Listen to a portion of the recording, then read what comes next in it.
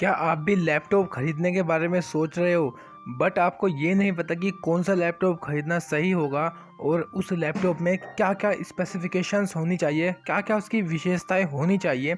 तो भैया इस वीडियो को पूरी एंड तक देखना, क्योंकि इस वीडियो में मैं आपको बताने वाला हूँ लैपटॉप बाइंग गाइड, वो भी 2020 में कैसे लैपटॉप को ख़रीदा जाता है, उसमें क्या क्या फीचर्स होने चाहिए। कंप्लीट जानकारी इस वीडियो में देने वाला हूँ।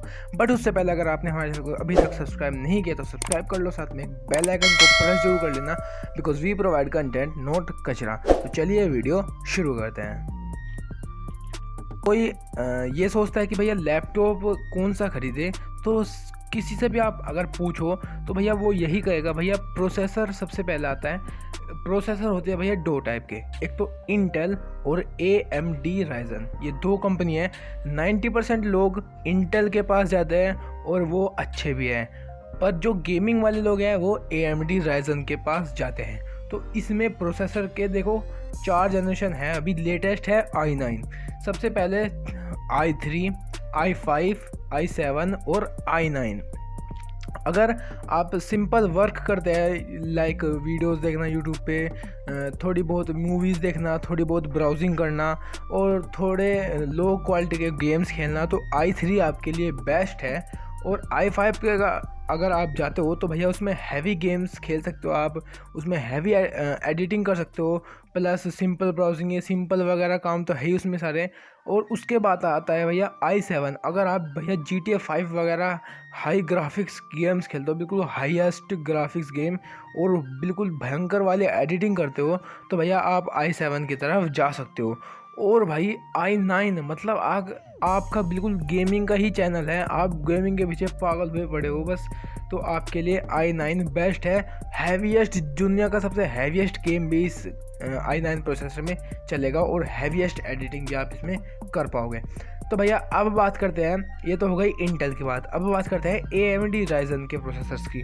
तो भैया AMD राइजन के प्रोसेसर्स में क्या होता है, एक तो होता है क्वाड कोर और एक होता है ओक्टा कोर। क्वाड कोर मतलब 4 CPU, क्वाड्रेटर होता है ना जैसे, तो उसमें 4, तो ओक्टा कोर मतलब 8, तो इसमें 8 CPU। आप ऐसे समझ सकते हो, मान लो मैंने आपको कुछ काम किया, आपको एक बंदे को कुछ काम दिया, तो वो एक बंदा लेट करेगा। अगर मैं वही सेम काम 2 बंदों को दूँ तो वो काम जल्दी करेगा, और वही काम मैं 4 बंदों को दूँ सेम, तो भैया वो काम और भी ज़्यादा जल्दी करेगा। तो जितने ज़्यादा CPUs होंगे उतना ही ज़्यादा आपका काम जल्दी होगा। तो भैया यहाँ पे आपको ओक्टा कोर या फिर क्वाड कोर लेना चाहिए।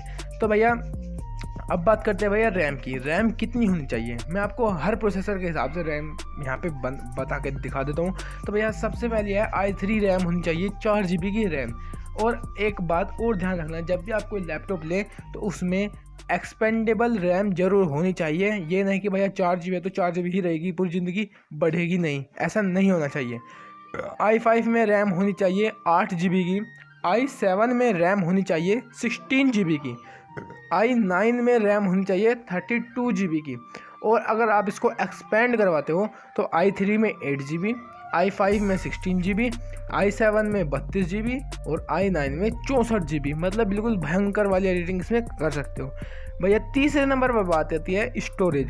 भैया स्टोरेज में जैसे यहाँ पे मोबाइल में चिप वगैरह होती है, इंटरनल स्टोरेज होता है। तो भैया इंटरनल स्टोरेज फ़ोन में तो होता है, जो कंप्यूटर का या फिर लैपटॉप का इंटरनल स्टोरेज होता है उसको हम बोलते हैं HDD, मतलब हार्ड डिस्क ड्राइव। इसका साइज होता है भैया 1 TB, 2 TB, ज़्यादातर लैपटॉप्स में 1 TB ही आता है।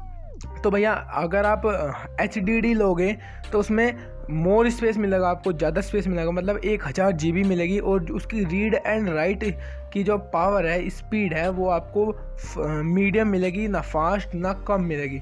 और भैया इसी के साथ दूसरे नंबर पर आता है सॉलिड स्टेट ड्राइव, मतलब SDD। इसमें आपको स्पेस कम मिलता है, बट जो रीड एंड राइट की स्पीड है, मतलब प्रोसेसिंग करने की स्पीड है, कमांड करने की स्पीड है, वो आपको इसमें फास्ट मिल जाएगी।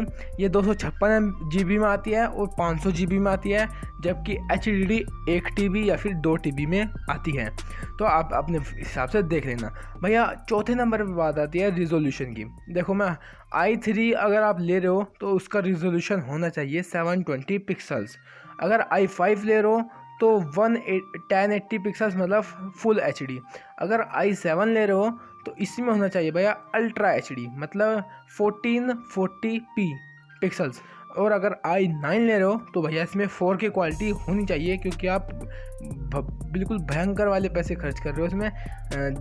मैं आपको ये भी बता दूँ, i3 की जो लैपटॉप होता है वो कम रेंज का आता है, i5 के उससे ज़्यादा और i7 के उससे ज़्यादा और i9 के उससे ज़्यादा। आप ऐसा भी समझ सकते हो, जितने ज़्यादा आप फीचर्स लोगे उतना ही प्राइस बढ़ता जाएगा, और जितने कम फीचर्स लोगे उतना ही प्राइस घटता चल जाएगा। और आने वाले समय में आपको ये भी बताऊंगा कि टॉप 5 लैपटॉप्स अंदर 30,000, 40,000, 50,000 ऐसे भी वीडियो बनाने वाला हूँ, तो चैनल को सब्सक्राइब करके रख लेना, ठीक है ना। तो भैया अब 5वें नंबर पर बात आती है डिस्प्ले की। डिस्प्ले देखो 5 टाइप्स का होता है। स्मॉल में होता है भैया 14 इंच, ये होता है भैया i3 प्रोसेसर्स के लिए। मीडियम में होता है 14.5 इंच, ये होता है i5 प्रोसेसर्स के लिए। और भैया बिग में होता है 15 इंच या फिर 15.5 इंच, ये होता है i5 या फिर i7 के लिए। और लार्ज में होता है 16 इंच और 16.5 इंच i7 के लिए। और अल्ट्रा लार्ज में होता है, मतलब आप गेमिंग और एडिटिंग कुछ बिल्कुल बारीकी से एडिटिंग करते हो तो अल्ट्रा लार्ज लो 17 इंच और 17.5 इंच, ये होता है i9 के लिए। लार्ज स्क्रीन एडिटर्स जो वीडियो एडिटिंग करते हैं और गेमर्स के लिए बेस्ट है। तो भैया 6ठे नंबर पर यहाँ पे बात आती है ग्राफिक्स कार्ड। देखो ग्राफिक्स कार्ड क्या होता है, ग्राफिक्स कार्ड 2 टाइप के होते हैं, एक तो इंटरनल जो उसमें पहले ही इनबिल्ट हुआ आता है, और एक होता है एक्सटर्नल जो हमें अलग से लगाना पड़ता है। इंटरनल तो सभी लैपटॉप्स में आता है, वो इसलिए होता है जैसे मूवीज़ और वीडियोस देख रहे हैं तो उसमें ग्राफिक्स अच्छे आए। और अगर आप गेमिंग वगैरह करते हो तो उसमें आपको एक्सटर्नल ग्राफिक्स कार्ड लगाना पड़ता है। मैं एक और वीडियो बनाऊंगा कि कौन सा ग्राफिक्स कार्ड अच्छा होता है गेमिंग के लिए, तो सुन लीजिए। 2 GB का ग्राफिक्स कार्ड होता है लो गेम्स को खेलने के लिए। 3 GB का ग्राफिक्स कार्ड होता है low plus medium games like GTA 5 3 GB के ग्राफिक्स कार्ड में चल जाएगा। बट अगर आपको GTA 5 बिल्कुल सूत्र बिल्कुल स्मूथ तरीके से खेलना है ना, तो आपको 4 GB का ग्राफिक्स कार्ड लेना पड़ेगा। जितने ज़्यादा आप GB का ग्राफिक्स कार्ड लोगे उतना ही प्राइस बढ़ते जाएगा, ये तो सभी को पता है। फिर 8वें नंबर पर आती है भैया DVD स्पेस। कुछ लैपटॉप में क्या होता है, हम CD को नहीं लगा सकते, DVD को नहीं लगा सकते, तो आपको ये भी देख लेना है कि भैया हमारे लैपटॉप में DVD का स्पेस है या फिर नहीं है, ठीक है ना। फिर 9वें नंबर पर बात आती है, अगर आपको 6,000 से 7,000 तक का डिस्काउंट हर लैपटॉप पे चाहिए, वो किसी भी कंपनी का हो, किसी भी, तो भैया 2 टाइप के लैपटॉप होते हैं, डोस लैपटॉप, DOS लैपटॉप और विंडोज़ लैपटॉप। अगर आप विंडोज़ लैपटॉप लेते हो, विंडोज़ लैपटॉप में क्या होता है, जो विंडोज़ होती है ना वो इनबिल्ट आती है, मतलब आपको कहीं से विंडो को इंस्टॉल करवाना नहीं पड़ेगा, वो उसमें इनबिल्ट होकर ही आएगी। और अगर आप डोस लैपटॉप लेते हो तो भैया उसमें आप जैसे पुराने ज़माने में हमें कमांड देनी पड़ती थी, हमें टेक्स्ट लिखना पड़ता था, तो टेक्स्ट लिखकर ही हमारा काम होता था। तो डोस लैपटॉप ये होते हैं। अगर आपको 5,000 या फिर 7,000 तक का डिस्काउंट चाहिए तो आपको डोस लैपटॉप लेना चाहिए। और डोस लैपटॉप लेने के बाद मैं एक और वीडियो बनाऊंगा कि भैया विंडोज़ 10 को फ्री में इंस्टॉल कैसे करें, वहाँ के 7,000 रुपये आपके बच जाएंगे और आप अच्छे उसमें एक लैपटॉप ले पाओगे। और भैया 10वें नंबर पर बात आती है बजट। देखो भैया i3 प्रोसेसर्स के लिए बजट क्या होना चाहिए, 25,000 से 30,000 के बीच में, और i5 के लिए 30,000 से 45,000 के बीच में, और i7 के लिए 50,000 से 70,000 तक, और i9 के लिए 80,000 से 1 लाख तक, और उससे भी ज़्यादा। भैया 3-3 लाख के भी लैपटॉप आते हैं, भाई इतना क्या करना हमें। और भैया आपको एक और बात बता दूं, भैया वारंटी जो होती है ना वो 3 साल की ही होती है, और अगर आपको उसको ज़्यादा चलाना है ना तो भैया warranty should be extended to 3 years, क्योंकि भैया वे जितनी वारंटी देते हैं ना वो लैपटॉप वहीं तक चलता है। आपको थोड़े 1-2 हज़ार ज़्यादा लग जाएंगे पर आपकी वारंटी ज़्यादा बढ़ जाएगी, उसमें फिर आपको फ़ायदा मिलेगा, ठीक है ना।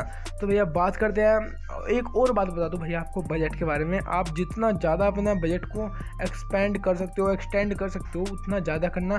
फ़ोन के मामले में ऐसा नहीं है, फ़ोन तो 10,000 में बढ़िया वाला आ जाता है, बट लैपटॉप में भैया आपको जितना ज़्यादा बजट हो सके उतना ज़्यादा रखना, ये मेरी मानना है, ठीक है ना। फिर 11वें नंबर पर आता है भैया एक्सटर्नल विंडो। तो भैया एक्सटर्नल विंडो आप फ्री में डाउनलोड कर सकते हो। अगर आप डोस लैपटॉप लेते हो विंडोज़ 10 ISO फाइल वो होती है कि लगभग 5 GB का, आपके वो 7,000 रुपये यहाँ पर बच जाएंगे। और 7,000 रुपये बचने के बाद आप जैसे 50,000 का लैपटॉप ले रहे हो तो आपको वो लैपटॉप 43,000 में मिलेगा। विंडोज़ 10 डाउनलोड आप बाद में कर सकते हो, ठीक है ना। तो भैया अब अगला है भैया एक्सटर्नल कीबोर्ड आपको लेना चाहिए और एक्सटर्नल माउस भी लेना चाहिए, क्योंकि भैया अगर आप ज़्यादा टाइपिंग वगैरह करते हो तो भैया आपका जो लैपटॉप का जो कीबोर्ड है और उसके टच स्क्रीन है वो माउस वाली, तो भैया वो जल्दी ख़राब हो जाएगी। और ऐसा हो गया तो बस लैपटॉप का नाश हो जाएगा फिर तो आपको कीबोर्ड और माउस अलग से लेना होगा। कीबोर्ड और माउस 600-700 रुपये में बिल्कुल बढ़िया वाली क्वालिटी में आ जाता है और आपकी इनबिल्ट जो कीबोर्ड और माउस है वो बचा रहता है। तो भैया इस वीडियो में इतने, अगर आपको ये अच्छी लगी तो लाइक ज़रूर कर देना। इस वीडियो में मैं A to Z टॉपिक मैंने कवर किया है तो, और अपने दोस्तों के साथ भी शेयर ज़रूर कर देना और चैनल को सब्सक्राइब करके बेल आइकन को प्रेस जरूर कर देना। तो भैया मिलता हूँ आपसे ऐसी किसी वीडियो में, तब तक के लिए जय हिंद जय भारत।